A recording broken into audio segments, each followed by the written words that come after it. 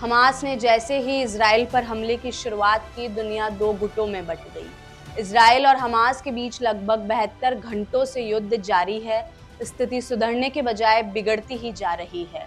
दुनिया के तमाम देशों ने दोनों पक्षों के बीच हिंसक हमलों को लेकर कई प्रतिक्रियाएं दी। इसी बीच भारत के प्रधानमंत्री नरेंद्र मोदी ने ट्वीट कर लिखा कि भारत इजराइल के साथ खड़ा है। इसके बाद कयास लगाए जाने लगे कि रूस यूक्रेन युद्ध में तटस्थ भूमिका निभाने वाला भारत इजराइल के समर्थन में खड़ा है। पीएम मोदी ने गाजा पट्टी पर कब्जा करने वाले चरमपंथी संगठन हमास के हमले पर आपत्ति जाहिर की। हमास ने जैसे ही इजराइल पर हमले की शुरुआत की, दुनिया दो गुटों में बंट गई। सबसे पहले आपको बताते हैं भारत और इजराइल के बीच संबंध कैसे रहे।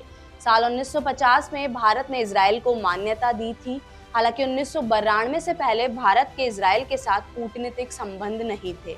1992 में पहली बार भारत ने इजराइल के साथ अपने कूटनीतिक संबंध स्थापित किए थे। साल 2015 में संयुक्त राष्ट्र मानवाधिकार आयोग ने इजराइल के खिलाफ एक प्रस्ताव लाया था। इस प्रस्ताव में गाजा इलाके में इजराइल के मानवाधिकारों के उल्लंघन की जांच शामिल थी।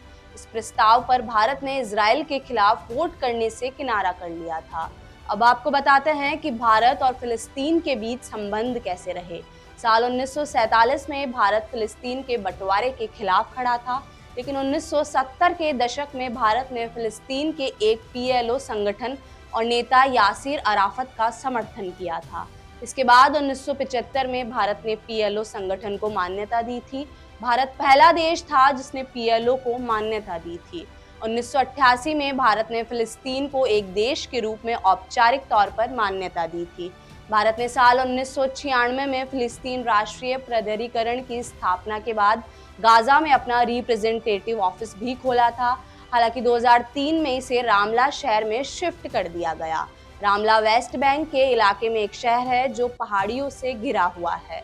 फिलिस्तीन राष्ट्रपति महमूद अब्बास ने साल 2008 में भारत दौरे के दौरान नई दिल्ली में फिलिस्तीनी दूतावास भवन का शिलान्यास भी किया था।